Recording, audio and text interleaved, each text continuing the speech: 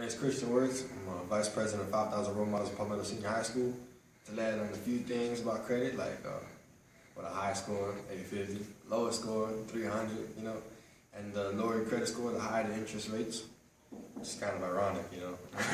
Opposites. Yeah, and that pretty much like the secret to success, you know. You know, if you just know how to spend your money right, you know, it'll do good for you in the end.